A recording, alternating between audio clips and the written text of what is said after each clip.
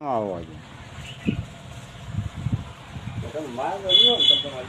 માતાજી, જય ખોડિયારમાં મિત્રો. અમે અહીંયા જેસર ગામ, તાલુકો જેસર, સાપરિયાળી ગામ, સુખી ખોડિયારમાંના આશ્રમે આવી ગયા છે.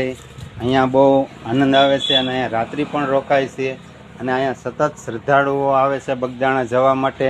તો આ રસ્તામાં આવે તો અહીંયા પણ રોકાય છે અને અહીંયા જમવાના ટાઈમે જમવાનું પણ મળે છે.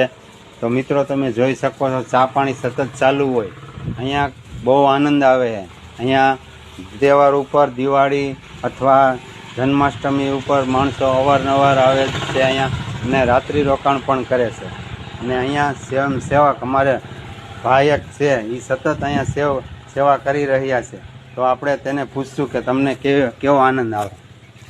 આપને આનંદ છે, ઘર નહીં સાંભળે, આપને બહુ મજા છે. અહીંયા આપણે સેવા કરવામાં આવ્યા છે. આપણે ભાવક બહુ છે. સુખી ખોડિયાર આશ્રમ જેસર. મારું મૂળ જામનગર જિલ્લો, તો તાલુકો લતીપર ગામ. લતીપર. તો મિત્રો, આ રણછોડભાઈ આપણને જામનગર જિલ્લાના રહેવાસી છે, તેમ છતાંય જો અહીંયા સેવા કરી રહ્યા છે. અવારનવાર શ્રદ્ધાળુઓ આવે છે, તેને ચા પાણી વ્યવસ્થા બધી જ પૂરી પાડે છે. તેનું કામ બહુ પણ સારું છે. અને અમે તો અહીંયા અવારનવાર આવીએ જ છીએ, કારણ કે પ્રકૃતિના, કુદરતના ખોળે અમે આવ્યા એવું લાગે છે, જાણે કે આપણે જૂનાગઢના જંગલમાં આવ્યા છીએ. બહુ ગીરના જંગલમાં આવ્યા છીએ અને બહુ આનંદ આવે છે. અહીંયાથી આપણને જવાની ઈચ્છા પણ નથી થતી, એટલો અહીંયા વાતાવરણ એવું સારું છે. તો મિત્રો, તમે જોઈ શકો છો, આ સુખી ખોડિયારમાં આશ્રમ છે.